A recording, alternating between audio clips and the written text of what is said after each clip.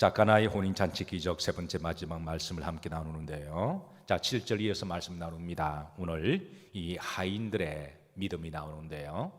이 하인들이 2차 순종하는 믿음을 오늘 본문에 드러내고 있어요. 자, 1차 순종입니다. 7절에 보시면 예수님께서 그들에게 하인들을 이야기하죠. 이르시되 항아리에 물을 어디까지 채우라? 아귀까지 가득 흘러넘치도록 채우라고 하는 것이죠. 여러분, 주의 은혜가 여러분에게 흘러넘치기를 주의 이름으로 축복합니다. 그냥 발목만 받고 교회 왔다리 갔다리. 제가 신앙생활 하면서 참 목회 에피소드가 참 많은데요. 미국에서 목회할 때 늦가기로 이제 예수님을 믿고 제게 마음을 여시고 목사에게 마음을 연다고 하는 것도 그 믿음이 있다고 하는 거예요. 사람 마음 잘 안 엽니다. 사람 마음 잘 안 열어요. 그래서 목사에게 열었다고 하는 것은 곧 하나님께 연다고 하는 거니까, 그래서 목사에게 상담을 하고 여는 것만 해도 참 감사할 일이죠. 근데 이제 그분이 한국에서 대기업을 다니시다가 짱짱하게 잘 나가셨는데, 그런 사람일수록 뭐가 세다? 뭐가 세다? 여러분 스스로 생각해 보세요. 고집이 세다, 자존심이 세다.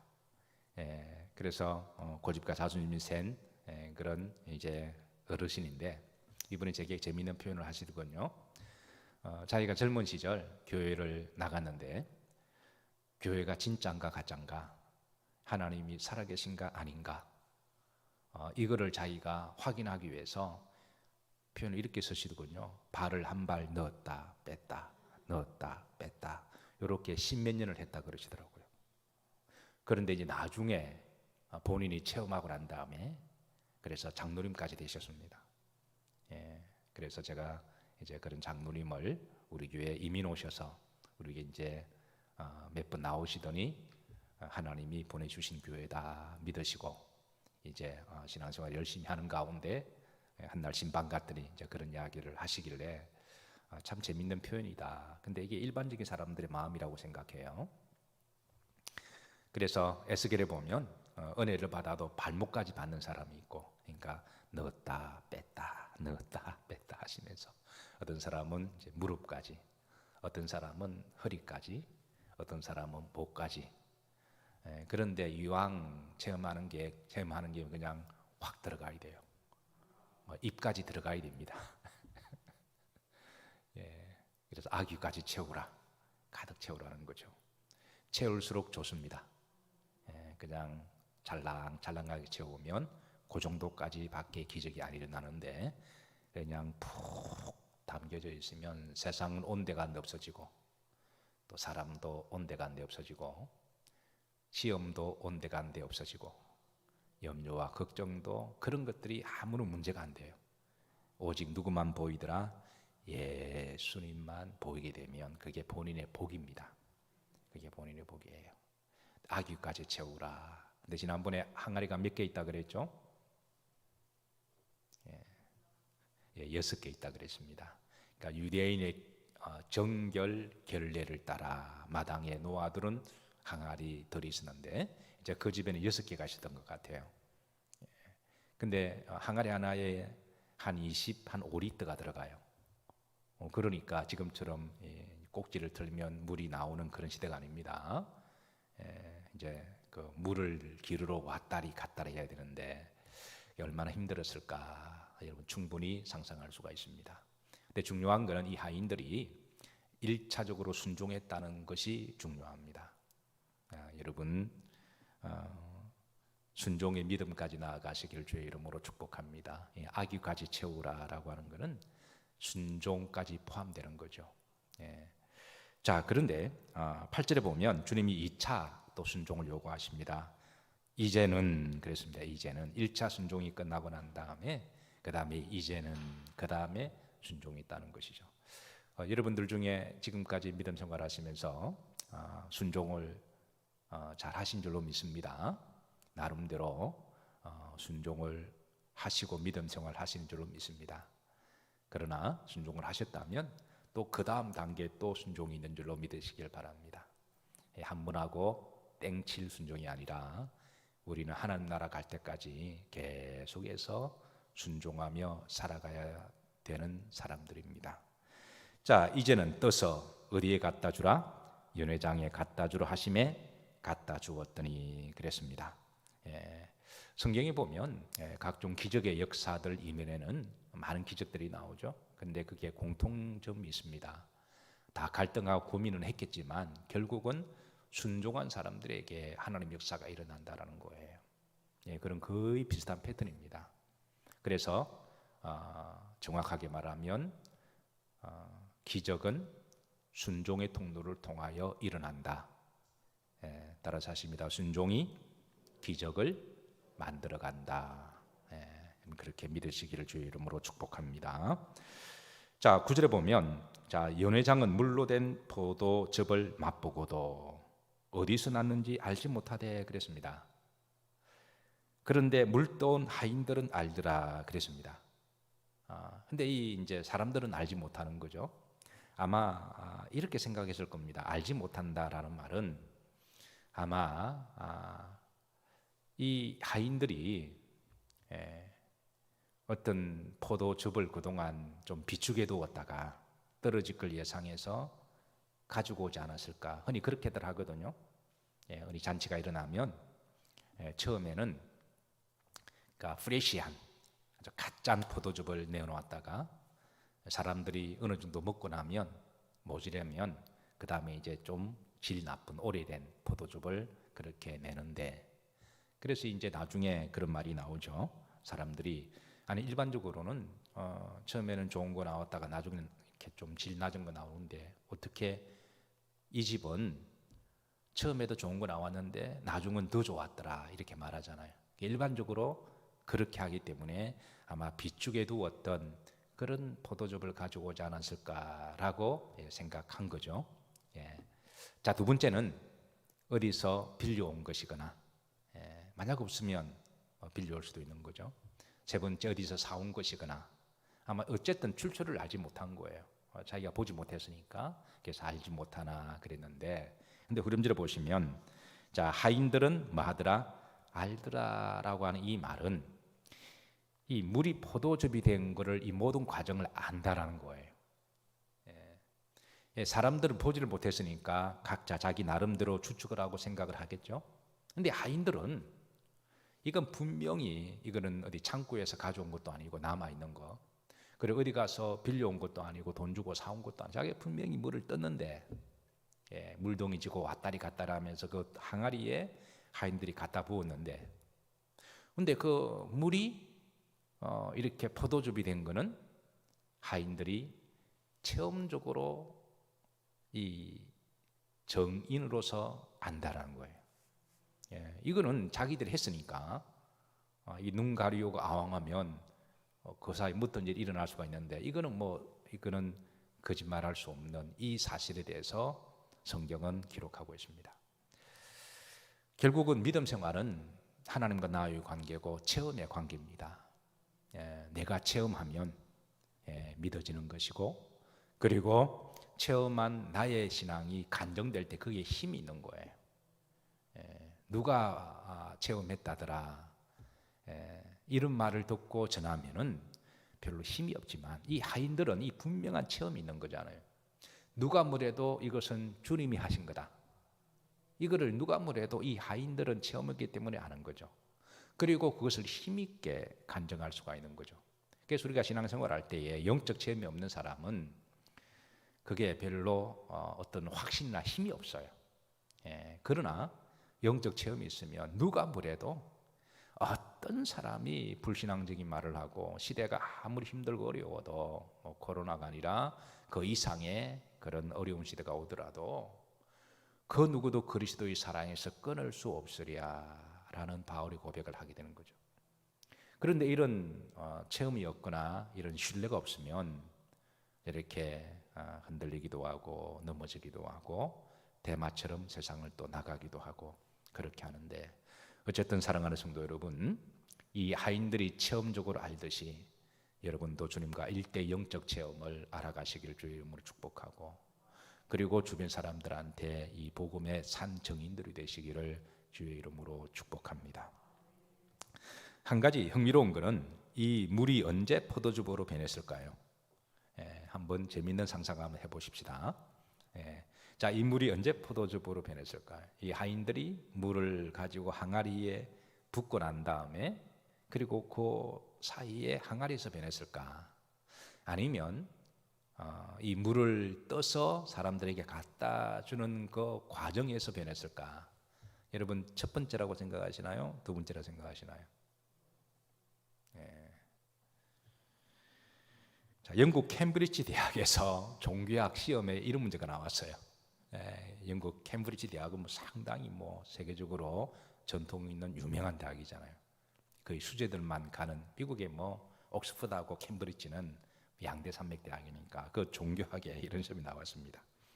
시험 문제는 가나의 혼인 잔치집에 있었던 물로 포도주를 만드신 예수님의 기적을 신학적 관점에서 해석해라. 그 신학적 믿음의 관점에서 해석해라. 이 이제 논술 신문이 나온 거예요. 근데 이제 그 신학부 학생들이 나름대로 머리 좋은 머리를 가지고 본문을 가지고 열심히 분석하면서 나름대로 답을 쭉 내려가고 있는데 어느 한 학생은 창문가에 앉아서 밖에 한번 쳐다보고 시험지 한번 쳐다보고 밖에 한번 쳐다보고 아무것도 적지 않는 거예요. 그리고 교수가 저 학생을 보면서 제가 언제 적으려나 그렇게 지켜보고 그런데 시험 끝날 때까지 적지를 않는 거예요. 다른 학생들은 열심히 나름대로 적어오는데 근데 걱정이 되어서 제가 저기 이렇게 F학점 받으면 골치 아픈데 불쌍한 마음을 가지고 계속 적어야 될 텐데 그렇게 하고 지켜보는데 적지 않는 거예요. 그러면서 밖에 한번 쳐다보고 시험지 안 보고 밖에 한번 한숨하고 시험 보고 한숨 짓고 그리고 어떤 문제를 만나면 여러분 이런 모습들이 또 우리의 모습들이 아닐까요? 오늘 본문을 만나고 어떤 분들은 이게 정말일까? 진짜일까?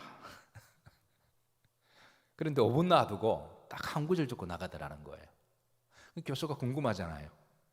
그래서 이제 그 학생이 제출로 가고 간 그 답안지를 좀 보니까 이렇게 적혀 있더랍니다. 물이 그 주인을 만나니 얼굴이 붉어졌더라. 자, 여러분들은 어떻게 생각하시나요? 따라서 하십니다. 물이 그 주인이 예수님을 말하죠. 그 주인을 만났더니 얼굴이 매졌더라, 붉어졌더라. 이 교수가 이 학생의 학점을 어떻게 주었을까요? 잘 주었답니다. 느끼는 게 있는 거죠. 이 학생이 누구냐면 나중에 영국의 최고의 19세기의 위대한 시인으로 평가받는 고던 바이런입니다. 별로 감동이 있는 거니까 잘 모르시나 보죠. 어쨌든 그 문학 세계에 있어서는 셰익스피어 다음으로 위대한 문학가로 칭송이 되는데 바이런. 그래서 그를 19세기 최고의 시인으로 부르기도 하는데요. 분명한 것은 주님을 만나면 물이 얼굴이 붉어져서 포도즙이 되고 주님을 만나면 학생도 위대한 시인이 될 수가 있습니다. 이걸 어떻게 이렇게 시적으로 표현을 잘했을까? 물이 그 주인을 만났더니 얼굴이 붉어졌더라. 여러분 이거 아멘 하셔야 돼요. 그러면 수준이 굉장히 높은 거예요. 언어적으로 표현한 거니까 어떻게 이렇게 표현했을까? 참 놀랍습니다. 10절 말씀 보십시다. 10절. 자, 말하되 사람마다 먼저 좋은 뭐를 내고 포도주입니까? 포도즙입니까? 많은 사람 여기서 또 헷갈려 하시는데요. 그 뒤에 보면 취한 후에 이것 때문에 이거 술을 마셨으니까 취했다라고 해석하는데 이게 취한 원문에 보시면 그냥 마셨다라고 되어 있습니다. 그러니까 이거를 술 먹고 취한 게 아니라 이 좋은 아주 프레시한 원문에 보면 아주 프레시한 좋은 포도즙을 이야기를 해요. 그걸 마시고 난 다음에라고 되어 있는데 이거를 또 번역할 때 취했다라고 번역하니까 이 술 정도 괜찮잖아요. 그런데 그렇지 않습니다. 자, 그 다음에 낮은 것을 좀 못한 것을 내거늘. 그런데 지금까지 좋은 포도즙을 두었다라고 감탄을 하게 되는 거죠. 이미 말씀드렸지만 통상 유대 결혼 풍습은 처음에는 아주 프레시하고 갓 짠 포도즙을 대접을 합니다. 그리고 손님들이 이제 충분히 먹고 난 다음에는 그 포도즙이 비싸니까 주인이 계속 좋은 거를 짜서 낼 수가 없는 거를 알고 좀 집에 오래 묵혀두었던, 좀 오래 묵혀두면 좀 시큼하기도 하고 좀 맛이 좀 떨어져요. 그거를 내도 충분히 이해를 합니다. 처음에 좋은 걸 먹었으니까 그래 충분히 이해를 하는데, 그런데 이 집은 시간이 지날수록 점점 더 최상의 좋은 포도즙을 내니까 다들 깜짝 놀랐던 거죠. 자, 그런데 세상은 처음에는 다 좋습니다.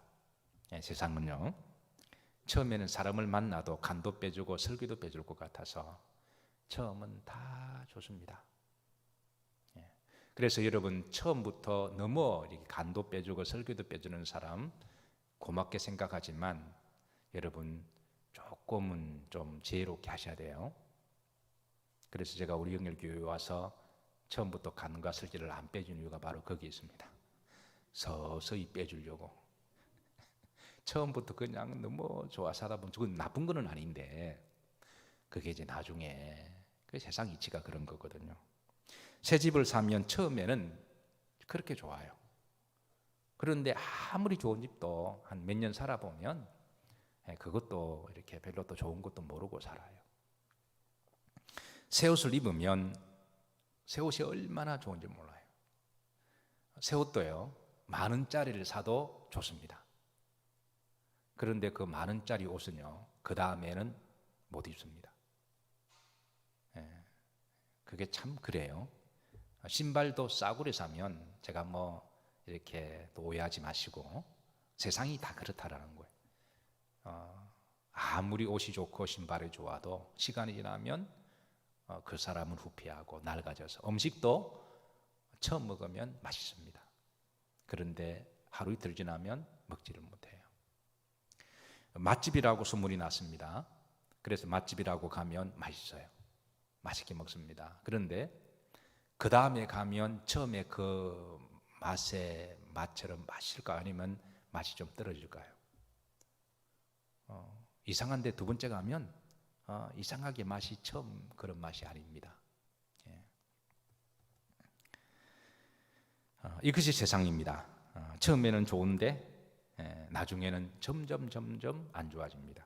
세상을 쩌렁쩌렁하게 호령했던 영웅호걸들도 처음에는 다 세상을 구원할 것 같고 그리고 메시아 같지만 세월 지나고 보니까 이게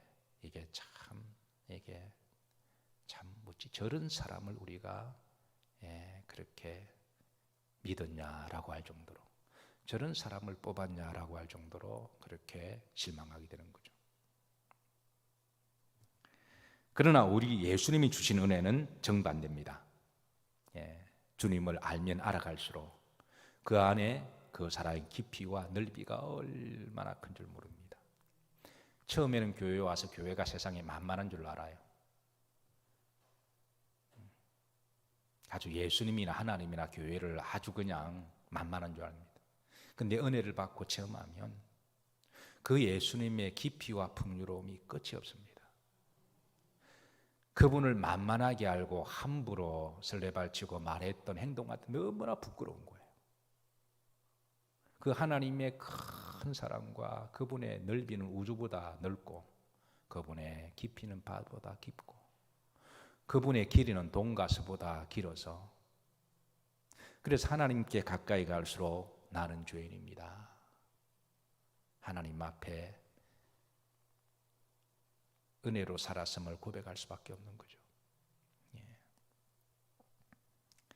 그래서 성경은 따라서 하십니다. 처음은 미약하였으나 내 나중은 심히 창대케 하리라. 하나님은 갈수록 좋아지게 만드세요. 우리가 예수님을 인격적으로 영적으로 제대로 만나고 예수님을 잘 믿게 되면, 가짜로 믿으면 그런 일이 안 일어나요. 진짜로 믿으면 하나님이 진짜로 좋게 만드십니다. 저는 가장 좋은 최후의 마지막은 천국이라고 믿습니다.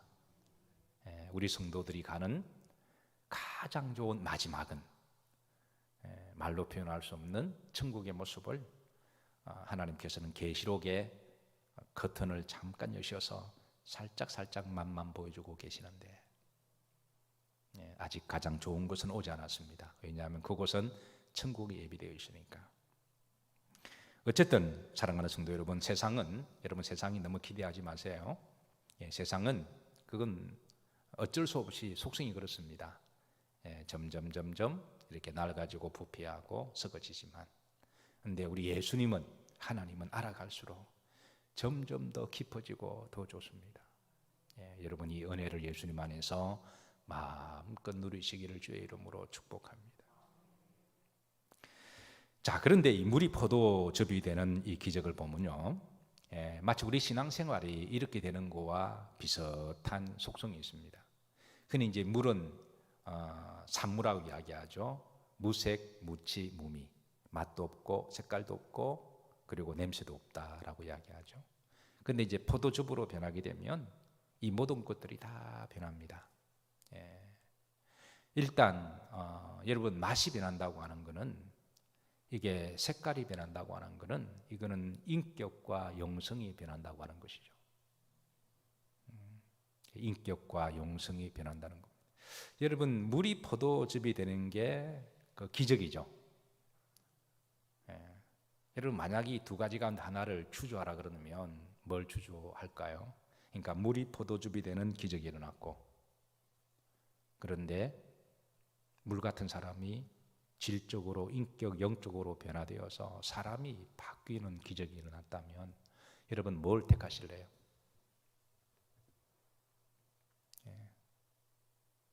그러니까 물이 포도즙이 되는 것도 기적인데, 주님이 정말 원하시는 기적은 그 사람의 인격과 성품과 영성이 바뀌는 거 아닐까요?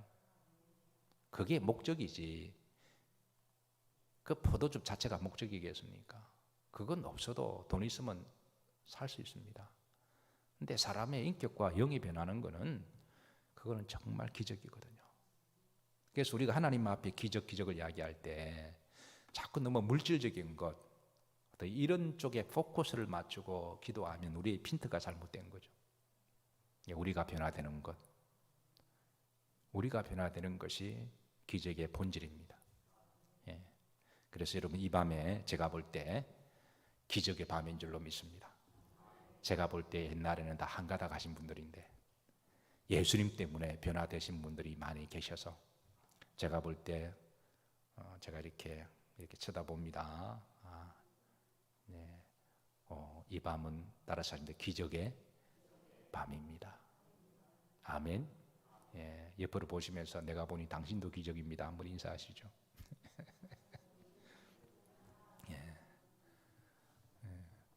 참 이런 교회가 저는 행복한 교회라고 생각해요. 그냥 자꾸 물질적으로만 우리가 신앙생활을 자꾸 그런 쪽으로만 생각하면 그 사람 신앙은 기복적인 신앙에서 벗어나지 못해요. 그런데 그 사람이 변하는 거 기적이죠. 얼마나 큰 기적입니까? 마지막 한 가지 말씀을 좀 더 하고 마치도록 하는데요, 이 포도즙이 이제 특징과 하나의 향기가 나는 거죠, 그죠? 이 향기가 나는데 성경에 보면 성도의 향은 뭘까? 고린도후서 2장 15절 말씀 한번 보십니다. 우리는 구원받는 자들에게나 망하는 자들에게나 하나님 앞에서 그리스도의 뭐다? 향기다 그랬습니다. 그리스도인의 향기다. 그러니까 예수님 믿는 사람들에게는 영적으로 이 향기가 나는데요. 어느 군사님이 나보고 목사님에게 좋은 향이 난다 그래요. 실제로 제 몸에는 아주 매혹적인 향기가 나요. 항상 예배드리러 내려올 때마다 향수를 뿌리고 내려오거든요. 성경이 말하는 그 향기가, 하나님 말씀의 향기가 뭘까?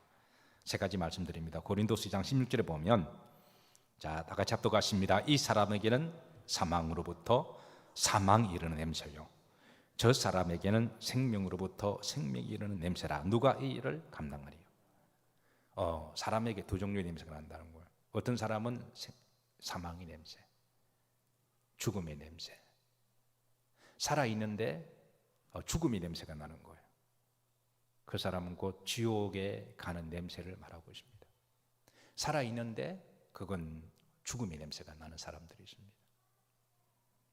누가 이를 알리요? 이 알 수 있는 사람 누가 있을까요? 근데 어떤 사람에게는 생명의 냄새가 납니다. 그런 그 속에 영생이 있다고 하는 거죠. 누구를 통해서? 예수님을 통하여. 예수님의 영을, 우리가 성령을 받았으니까 그 사람은 죽어도 살겠고 살아서 믿으면 영원히 죽지 아니하리니 내가 이것을 믿느냐. 그러니까 이걸 16절에 누가 이 일을 감당하리요? 누가 이 일을 알리요? 누가 이 냄새가 나리요? 라고 하는 그런 말씀인데요. 지금은 좀 그런 일이 드물지만 저 어릴 때만 하더라도 여러분 자다가 제일 무서운 게 뭔지 아세요? 연탄 깼습니다.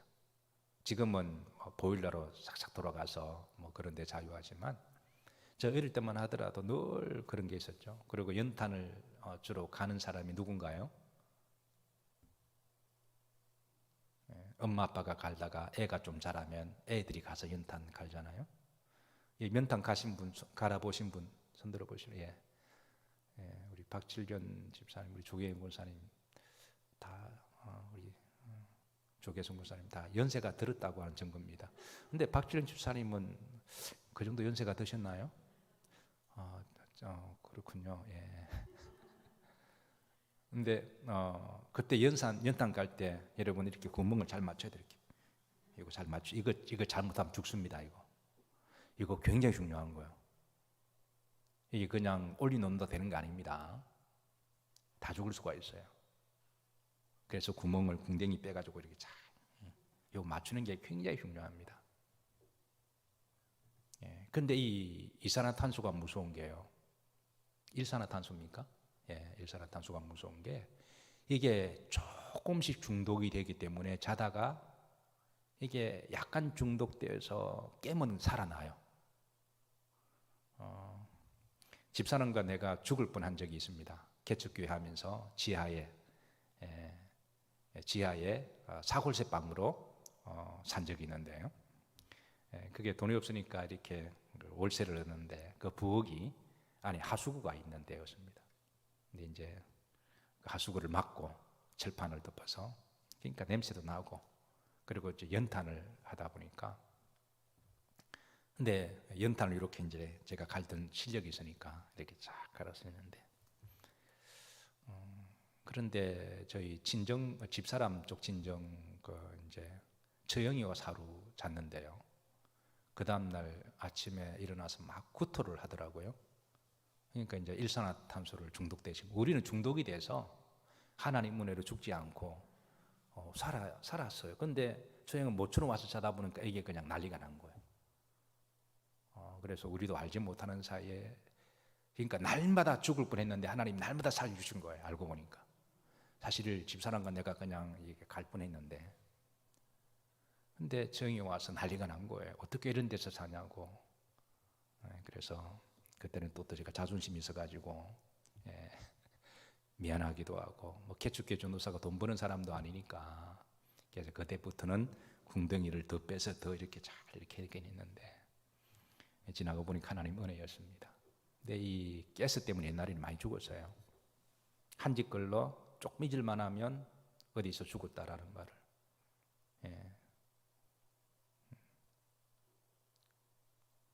그렇죠. 정말 옛날에는 그랬습니다. 이게 사망의 냄새가 똑같습니다. 이 마귀가 서서히 중독시켜서 지옥 데리고 가는 거예요. 누가 이 일을 알리요? 그러니까 모르니까 그냥 멍 때리고 세상에 중독되었다가 어떤 사람은 돈에 중독되고 어떤 사람은 음란에 중독되고 어떤 사람은 세상의 명예나 권세에 중독되고 그냥 세상에 힘 가지면 단 줄 알고 그렇게 하다가 지옥 가는 거예요. 사망의 냄새가 나는 사람이 있고 생명의 냄새가 나는 사람이 있습니다. 우리 그리스도인들은 우리 속에 성령의 향기를, 생명의 향기를 잘 가지고 있으시기를 주의 이름으로 축복합니다. 자, 두 번째, 예배의 향기가 있습니다. 레위기 1장 17절에 보시면요, 하나님께서는 이제 번제, 소제, 속제, 속건제, 화목제 제사를 드리라고 말씀하시고, 제사를 할 때 항상 제물이 필요하잖아요. 제물을 불로 태우면 제물이 연기가 올라가잖아요. 그 연기를 하나님께서는 향기로운 냄새다, 이렇게 하나님이 칭하시는 거예요. 자, 레위기 1장 17절 음절에 보십시다. 이는 화제라 여호와께 어떤 냄새다? 향기로운 냄새다. 그러니까 여러분들이 잘 아시는 분도 있고 모르는 분도 계시겠지만, 성도가 하나님 앞 예배를 잘 드리며 하나님 그 자체를 향기로 받으신다는 거예요. 예. 여러분, 하나님 앞 예배 잘 드리시기를 주의 이름으로 축복합니다. 예. 불로 태워드리는 제사, 그 제사는 불로 태워야만 연기가 나죠. 성령의 불로 우리의 육신의 정욕과 우리의 모든 죄를 다 태워야 됩니다. 그래야지 향기가 나거든요. 우리가 한 주 살다 보면 때로는 본의 아니게 좀 실수하기도 하고 또 죄를 짓기도 하고 허물도 많습니다. 우리가 연약하기 때문에 그런 거죠. 예, 그래도 괜찮습니다. 주의 전에 오셔서 성령의 불로 다 태우시고, 중요한 것은 다 태우시고, 중요한 것은 다음부터 그런 일이 일어나지 않도록 더 애를 쓰시면 됩니다. 애를 쓰면 주님은 아시고 충분히 기쁘시게 받아주시고 향기로운 제사가 되게 하시죠. 세 번째, 마지막 계시록 8장 3절입니다. 자, 성도들의 기도가 하나님은 향연으로 받으신다는 거예요. 8장 3절 합독합니다. 또 다른 천사가 와서 제단 곁에 서서 금 향로를 가지고 많은 향을 받았으니 이는 모든 성도의 기도와 합하여 보좌 앞에 금 제단에 드리고자 함이라. 성도의 기도가 하나님은 향연으로 받으신다라는 거예요. 그래서 사랑하는 성도 여러분, 기도하실 때마다 하나님이 나의 입술의 기도를 거룩한 향기로 받으심을 믿으시기를 바라고, 특별히 기도하실 때마다 또 성금요일 기도를 여러분의 입술이 거룩하게 복된 입술이 되셔서 열심으로 기도하는 밤이 되시기를 기도합니다. 자, 물이 포도즙으로 되는 기적의 말씀을 세 번을 나누어서 말씀을 전했는데, 하나님이 우리들에게 날마다 기적을 베풀어 주심을 늘 기억하시고, 또 하나님이 정말 원하시는 것은 우리의 물이 포도즙이 되는 그런 기적보다도 우리의 인격과 삶의 영성이 또 변화되는 기적을 원하시고, 특별히 여러분들의 기도가, 예배가 하나님 앞에 좋은 향연이 되시기를 주의 이름으로 축복합니다.